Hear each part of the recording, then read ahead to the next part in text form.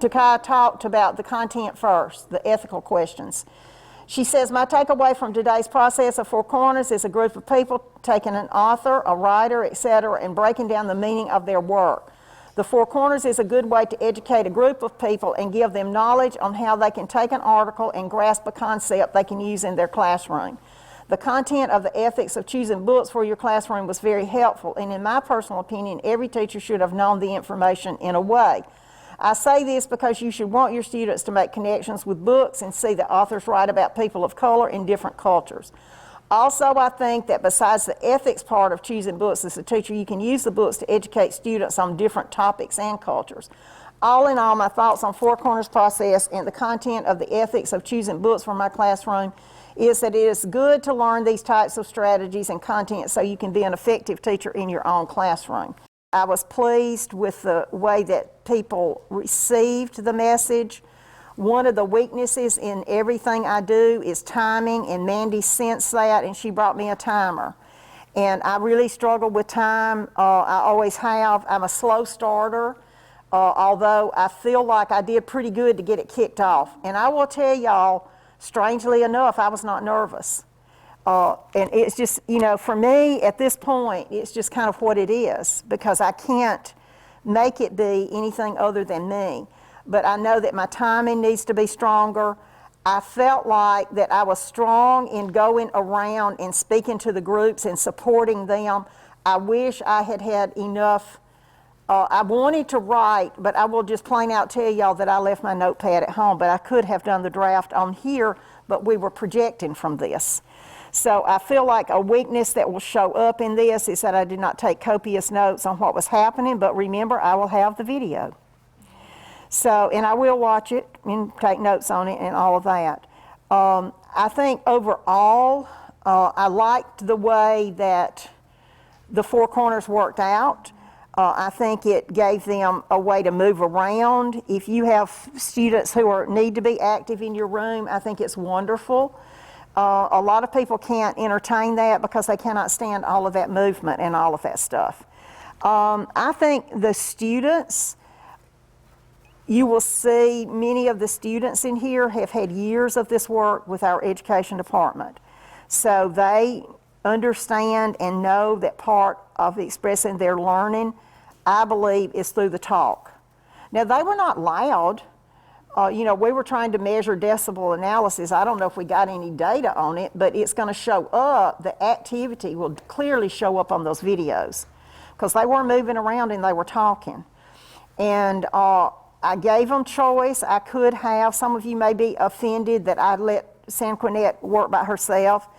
But having choice to me is a big deal on something like this. And I never really realized what a difference that made until I taught college. So overall, I'm pleased with the lesson. I think it was a good kickoff. It's a good first lesson. And they will take this writing and they will add these little snippets to bigger pieces of writing, and it will get longer and bigger and better. I hope you notice that I'm an old National Writing Project person. I take first drafts as they are. I take them any way they give them to me, and then when they start to draft on the computer, and everything they do, I don't have them draft on the computer, but if they turn anything that they can run spell check and Grammarly and all that on it, I ask them to do it. And that's pretty much it for me. I like the lesson. I got kind of scared last night. You know, I do it every time I teach publicly because I thought, what was I thinking? This is not going to work. You know, and then today I just said, just let it go, Becky, because it was too late to do anything.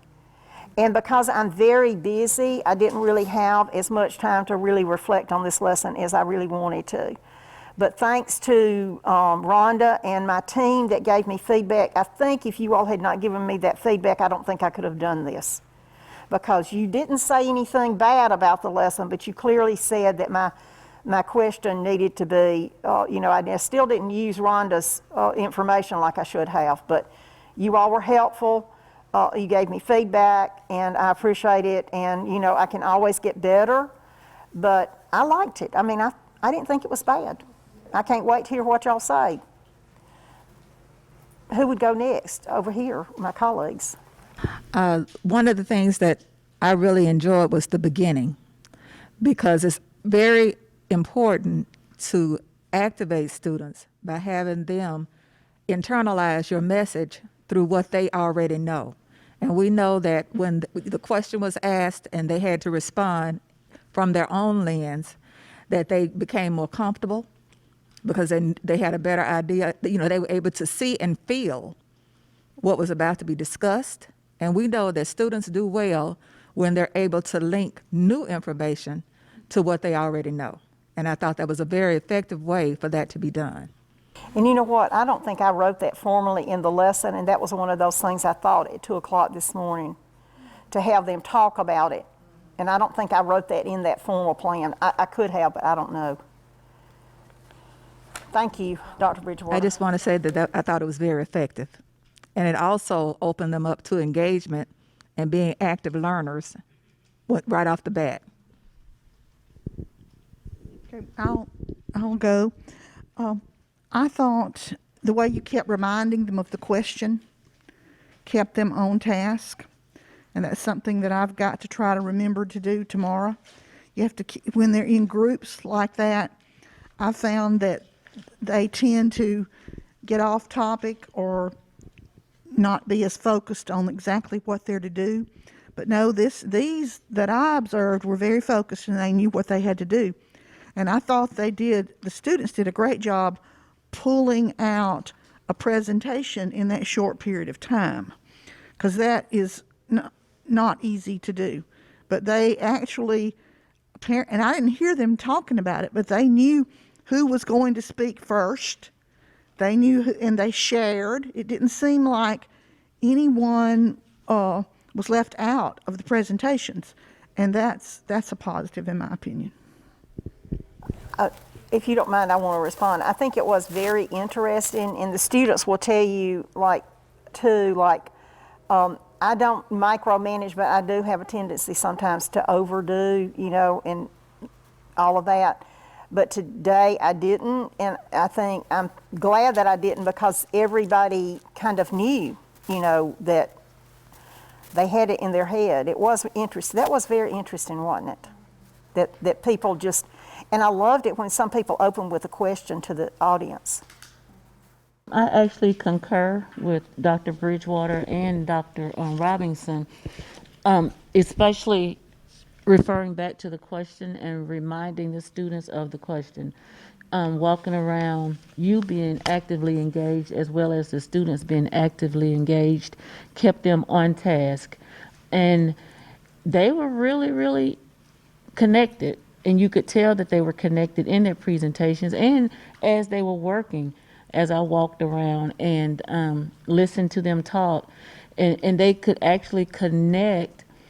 For example, this table here, they could actually connect with the Milner and the book. I heard them talking about the choir and how one of the students said, yeah, I was nervous too when I began to sing in church, in choir. So as they said, making a connection with real life experiences is very, very important, and that was very evident today. So if I may, this is a little bit out of protocol. You usually don't do this, but I'm going to go ahead because I'll forget it, if you don't mind, if you'll indulge me. So I did think that it was interesting, but I want to tell you all, I sweated blood trying to find the right excerpts. And I had 3 good ones, and I needed the 4th, and I prayed on it, and it happened. And what was interesting about Delene Milner was what she said, if you have a chance to read what she said. And we also had 2 students in the classes who had deep knowledge of 2 of these people. Khadijah had read Milner's and written lesson plans on Milner's book. And then Carl has, not Milner, but Jacqueline Woodson.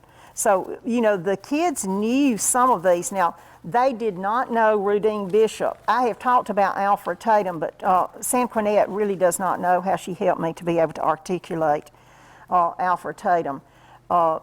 So I think that was real power for me, that they did really connect. And these are not hardcore research pieces. I never start with a hardcore research piece.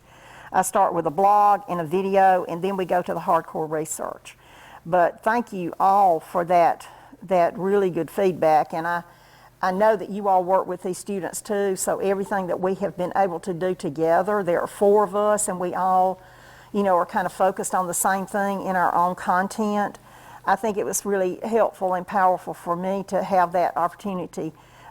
But I guess my question to y'all would be, it would not hurt my feelings if you saw something that you thought was strange or off or made a suggestion. I'm wide open to it.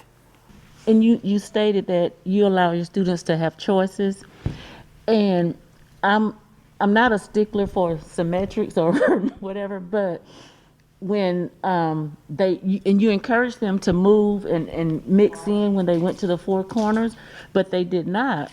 And I was thinking, well, maybe we could count off and and assign them to groups, or maybe even beforehand, because I was talking to one student. She said, well, I watched the video and I read up on this one particular author, but I couldn't get there because nobody moved, so I had to do another one. So that was just one That's thing. interesting. See, I didn't know that. And I did think about organizing it a little bit differently, but then I thought the time that it might take, and also that people were kind of nervous, and I thought rather than turning the apple cart over and making people, they seemed to be kind of, they were in a kind of a comfort zone with the people that they were with. And I like that idea too, because usually when I do 4 corners, I rarely ever have anybody that has just one person in the corner. But I also thought that was brave of Sanquinette to do what she did, and I thought it was, I didn't think it was a bad thing, but I wish that we could have had a couple of other people, and I think it would have worked out, But all good feedback, and I do think that there is a time like to do the counting off and all of that, but I did want to really, I really talked to them a lot about choice, about books and having the reader's choice, and so I wanted to kind of model that today. But it was kind of disconcerting, and I really thought that there would have been more of an even break, but it just worked out that way. But I felt like Sanquinette, she was a champion, in that she did it without being fazed.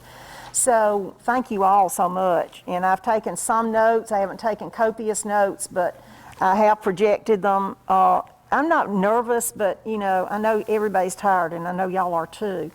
So now comes the part where we have the knowledgeable other. Yes. I'm sorry? There's a comment on chat that somebody put in the Okay, go ahead. Alicia Curry says, the students incorporate a lot of the things Dean McKay modeled in their presentation. Example, icebreakers, opening presentation with a quote, text self-connections, utilizing the author info to find voice, and etc. And y'all, I'm going to tell y'all, Rhonda, you haven't been around us a lot, but we do these big events we call summits.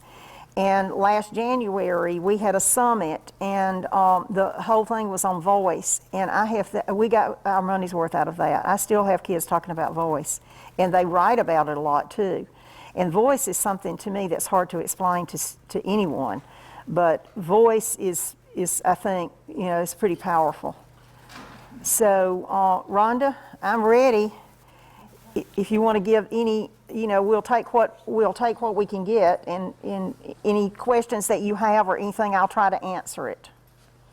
So Rhonda's acting in the role of knowledgeable other. Rhonda and I met in another life, very briefly and fleeting, and I liked her, and my friend likes her. And so when we thought about this role of knowledgeable other, we often have knowledgeable others come to our summits, and but you seem to be the perfect fit for this role. And I'm not trying to flatter you, but I think that I just love listening to you. Like I'm just wide open to anything you say. That's all I'll say about that. Well, I want to start off with saying, I enjoyed being here and watching the teacher candidates demonstrate their understanding of the question that was posed in the lesson. And it was a comment that I think all of your colleagues made about the question, keeping the students on task.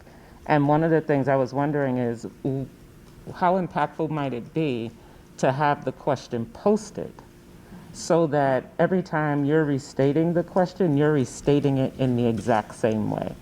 Because I think I heard the question restated. I could make the assumption of what you were saying, but I think students heard it differently every time you said it because you said it in a different way. That's true, and it's a true weakness of mine. Yeah, so maybe posting the question would be really helpful in keeping the consistency of the question that's being asked so that all the students are answering that exact same question. Voice was amazing to hear their voices as they connected to the text.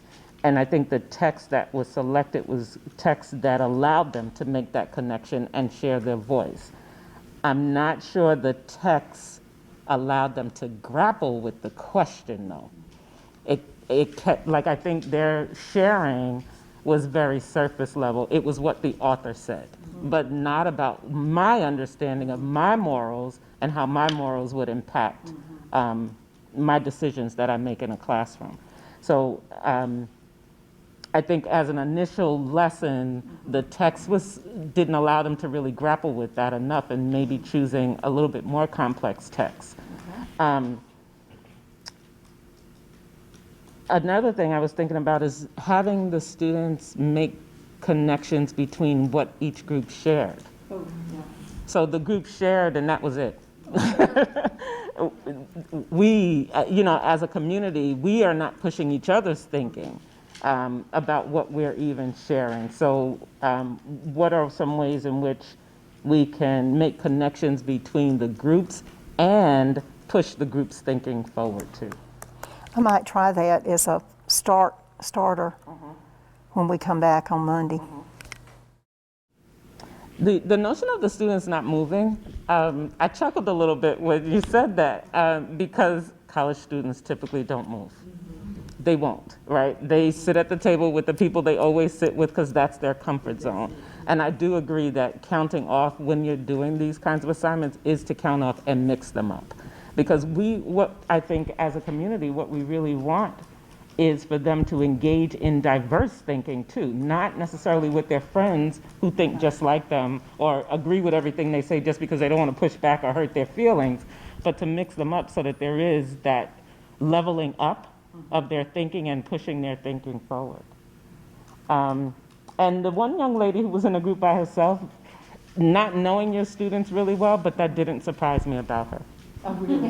It absolutely did not. Her personality and just the little bit of time that I've observed her makes sense that she would step outside of her comfort zone and push herself to do that, right?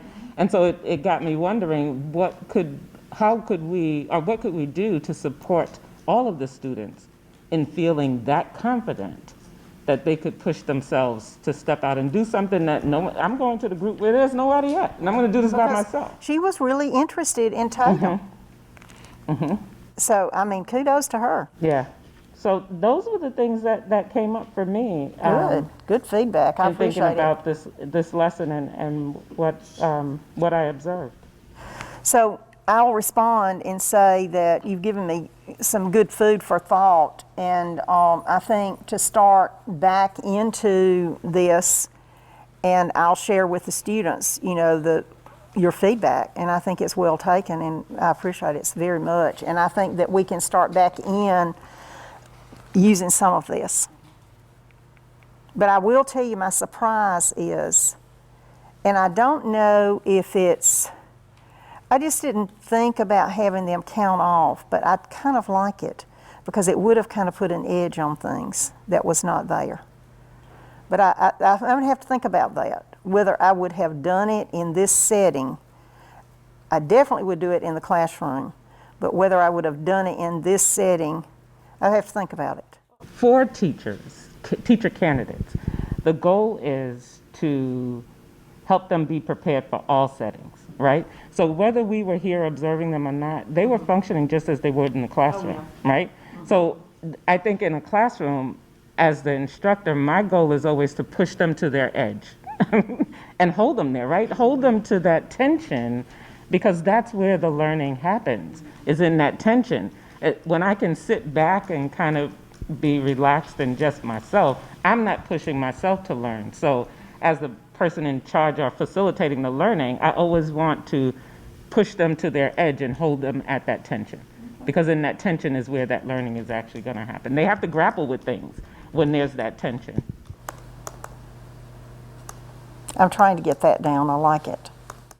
I'm glad this is being recorded and I don't have to repeat it for her. 'Cause I'm like, I won't remember what I said.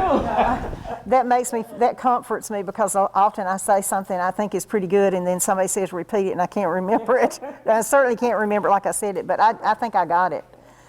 Okay, thank you so much. Thank you all. And now we're going to bring our team up, and we will end with this, unless we have students who would like to respond. And we have not thought about the students' response because I had no idea who would stay.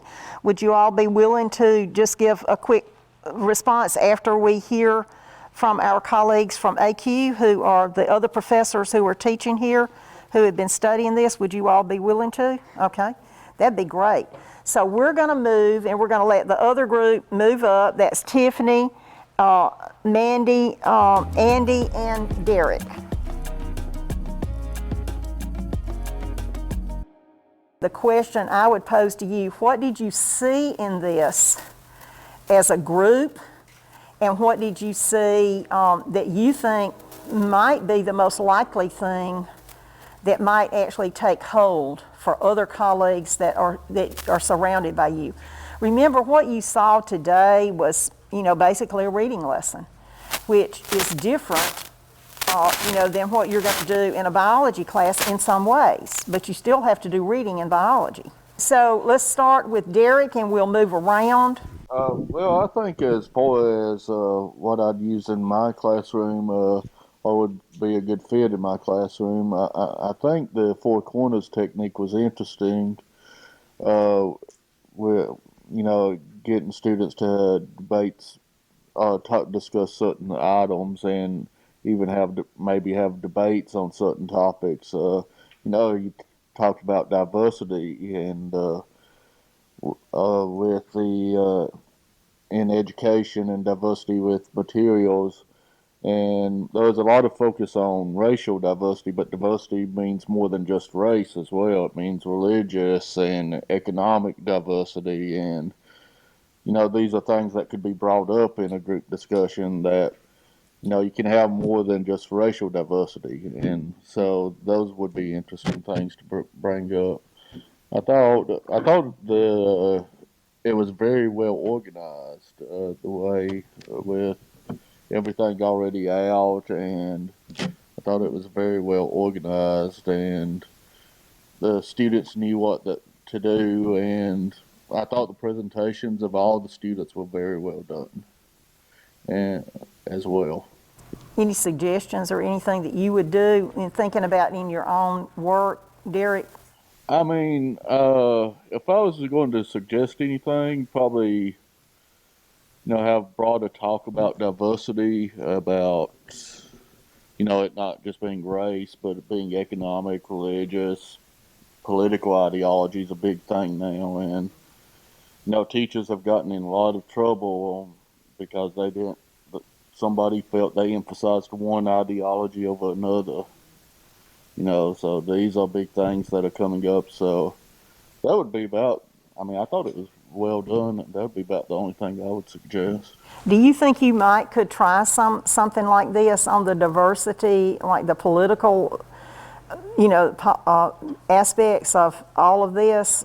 Because you're looking at it through a different lens than I'm looking at it. These people are going to teach like kindergarten through sixth grade students, and I don't have a problem with the politics and all of that, but you also have given me food for thought. We do socioeconomic work, but I'm trying to think of other ways, and that I would not have thought of that if you had not said it, to think of other things other than just the race piece. So thank you so much. I enjoyed the opportunity to be here as an observer. I definitely enjoyed the IQ training. and being able to implement some of those strategies. I feel like the Four Corners was a very effective, active learning strategy for your students. What I'm particularly, the component I enjoyed the most was the multimodal instruction within the small groups. They were able to have visual, audio, kinesthetic learning modes to be able to reach all of the students within that group. I even asked some of the students when I circulated, like, did they utilize the video? I like them being able to connect the author to the content and the documents that you provided. Also being able to write, to put it on paper in whatever format that they found was best for them. I thought that was very interesting as well. It modeled a lot of what we saw in our training with EQ. I do utilize group work within the class setting in my face-to-face classes. However, this year I've been only online, so I feel implementing more within with my online classes. I have a weekly Zoom meeting with those students, so maybe implementing Four Corners within a Zoom meeting, putting them into breakout rooms, and allowing them to do this in a virtual way, I think will be a great tool in helping the students to connect. Excuse me, Mongo Bears keeps When falling. you were watching this, did you think of anything specific, any topics in any of your psychology classes that you felt like this might work real well with? I really feel that it can be utilized with any course content.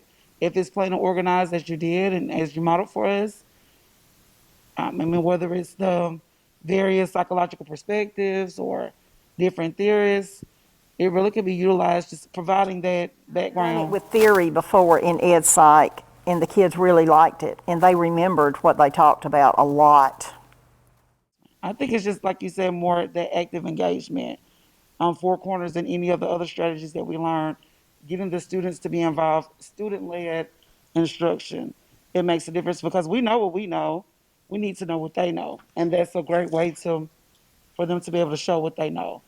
And that's what's most important, being able to make that connection, and that was very evident in their presentations as well as the takeaways that you shared. So thank you. Just some of my thoughts on what I saw the students. One thing that I took away is they all, in somewhat different ways, put personal context to their learning, whether it be an engaging question that got us thinking about, sort of their approach to the question, or the great graphics that they presented. And so one thing that I was just kind of thinking about last few minutes is I'm not sure how, when you're wanting the takeaways from this lesson, is the question that you posed, just sort of them thinking about that a takeaway, but also getting them knowledgeable about each of the four authors or teachers, because you could build in expectations of the non-presenting groups to ask questions. I mean, there's really in this, if you just stepped away from today's lesson, is how could you assess how the three groups know or understood the authors that they didn't present on. That's interesting because that kind of fits with something that Rhonda said too. Yeah. Yeah, And so, I mean, that's, I didn't write it down. I was just sort of thinking about that, sort of thinking about the Four Corners room, because, as biology, and this is one of the big takeaways I took away from AQ, is sometimes I may have to let go of some content. I may have to, through my cold dead fingers almost, like, okay, maybe they don't need to know every aspect of, the Krebs cycle. But if I do something like this, I'd find it hard to do this, because how can I assess their, sort of in a formative way, their understanding of what they didn't present on.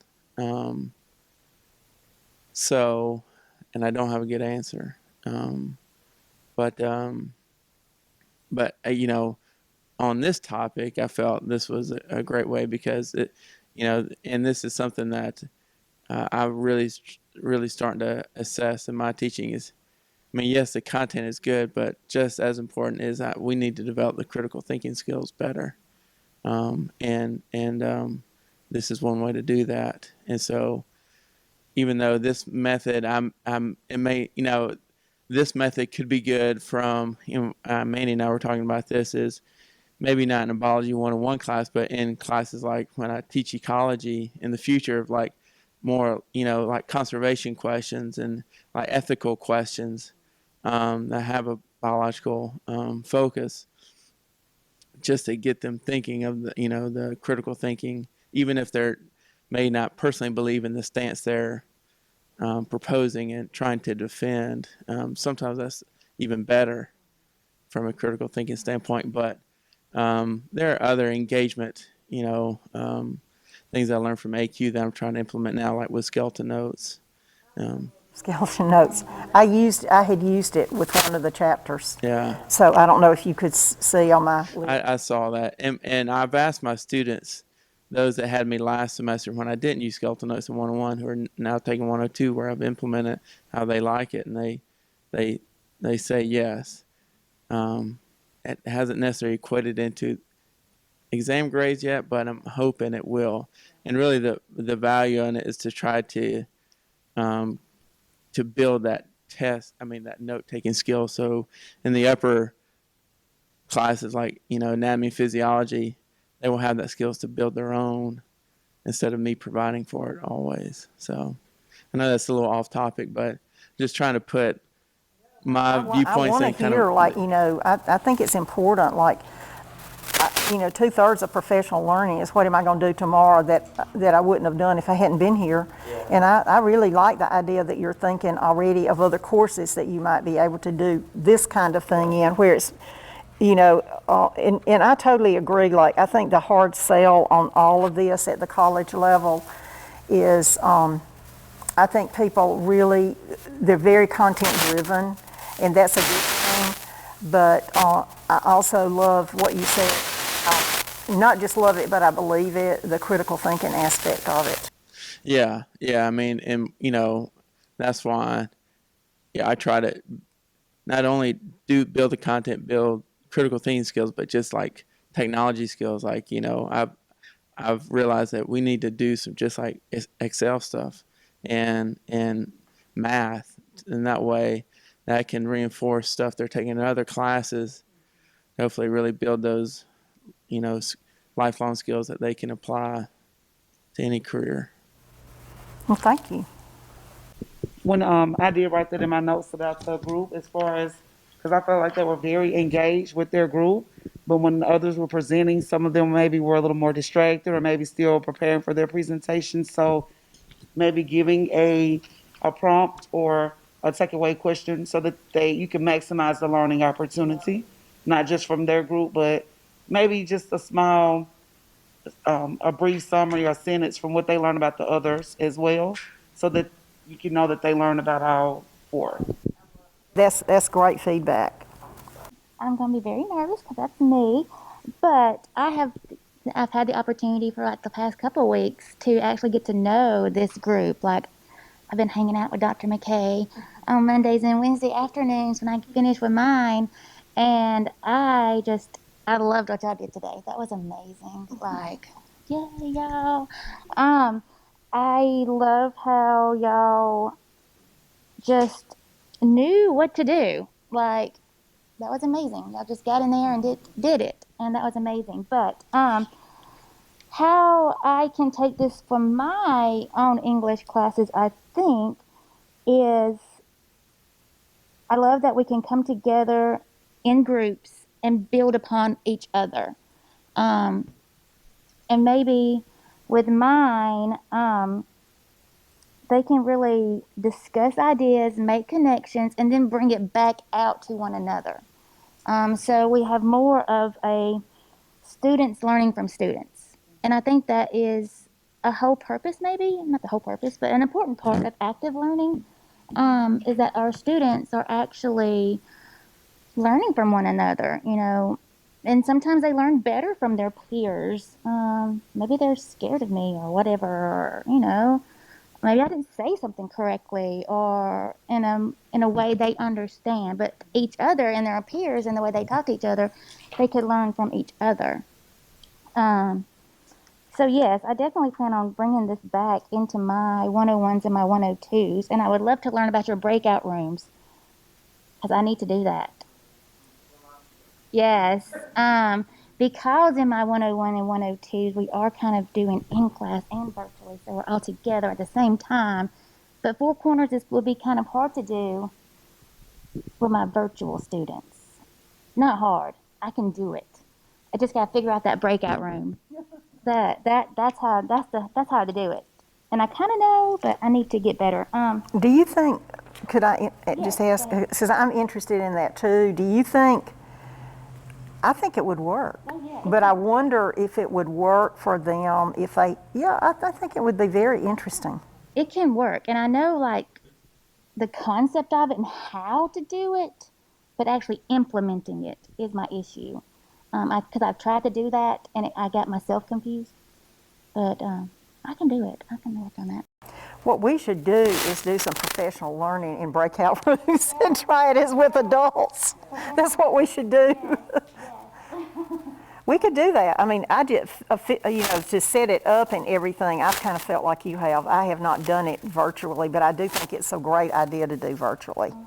But I'm kind of can't get my head wrapped around it yet. But I'm willing to try it with a group if y'all want to do something. Let's do it. But yes, that's all I got, I guess. So you think you can pull it off? I can pull it off. Okay. I know All I right. can. We're going to have you watching us more in the class, so you'll see that good ideas. How I miss some of the suggestions that y'all made. Sometimes it's hard for me. I don't know if any of the rest of y'all are like this, but sometimes I have a hard time. It's going to take me a while to process, but the idea of having that opportunity, like when they were presenting, I should have had some kind of sheet for them or some kind of way for them to have asked questions or given feedback. I think I should have done that, definitely. So lots of good information to organize it so that we kind of have our head wrapped around Four Corners a little bit better than what, I thought the students did great. My facilitation needed a little help. So thank y'all so much. Now, I don't know what time we've got, like a few minutes. So students, if you would, if you all could come forward, if you want to participate in a quick feedback. So we'll open up the floor. We'll do whip arounds, takeaways, what you got from this as a teacher candidate, how you think this might impact you if you actually did this. Now, we do public research lessons. Some of you've done a public research lesson. Shamarli, have you done one? So the past group has done, a lot of the students did public research lessons and had feedback. But, so I'm just going to open the floor and say to you something that you're taking away and something you thought was interesting or any suggestions. Takia, we'll start with you and we'll go around. The lesson, it was good. Picking up on what Dr. Clint said and Miss Rhonda about the counting off when we do groups. I think it still would have been the same as being a student because the education department's small, so we see each other like a lot. So we work with each other. She didn't know that, but we work with each other in a lot of classes. So I think even if we did count it off, it would have still been the same outcome because we comfortable with all each other, and we also had different ideas as a class as working with them. So I think it would have been the same outcome, me personally. And also, I did like the Four Corners. I never did it in nobody class yet, so this was my first time doing it. So I think it was a good way to get the question because at first I was like, I don't know the question. I don't know the answer to the question. So as reading the article, I understood it better. And I also agree with Miss Rhonda on how putting the question up would kind of help because I kept forgetting the question. So that's why I had keep asking you what was the question because we was on something totally different. But other than that, I think it was a good lesson. I mean, you do good on all your lessons, so it was pretty good. For one, this is my first time presenting in front of a crowd like this, and honestly, I didn't expect myself to be this comfortable. I thought I was gonna freeze, but honestly, it is like Takia was saying that it is learning and life changing because I'm glad you did keep repeating the question because we were busy and we would have forgot. So honestly, it was really good to be honest. My big takeaway today was the four corners. Like Khadija said, I was a little scared at first, but when I got up and started speaking, and communicating more, I got more comfortable. And every time you do a lesson, Dr. McKay, it reminds me of a previous lesson you presented and we learned about. And so, like what I learned previous, I can use it for this lesson plus what we learned today. And so when we took our little break or whatever, and I was just wondering, what if we had an active lesson class like this? And I was thinking I'd be more comfortable with communicating, speaking in front of crowds as well as expressing myself too. Overall, it was good. This was actually my first time this semester doing the four corners. I enjoyed myself. Overall, it was great, even though I was nervous and talking in front of the crowd. But I really enjoyed myself. You did a great job. Oh yeah, like Shamarla said, what we did today, all the previous lessons we did in class led up to today to have us sort of prepared, so we wasn't like freaking out. I enjoyed myself. So thank all of you. It was good, interesting comments. Jill? I want to thank the videographers. No, y'all made us feel real comfortable, and I appreciate that because I'm not real comfortable usually. But no, I enjoyed today, and I do agree with Miss Rhonda, Dr. Rhonda, that it would keep everybody more engaged if we took a second after each presentation and said, what did you learn? What did you learn from that? What will you remember the most about this author? Mistake, but it was a missing piece that I should have picked up on. Right. Because, you're only focused on the author that you chose, and did you get it right? Did you color right? Did you, do all that stuff? But anyway, I think it all went well. It was very organized, as you usually are.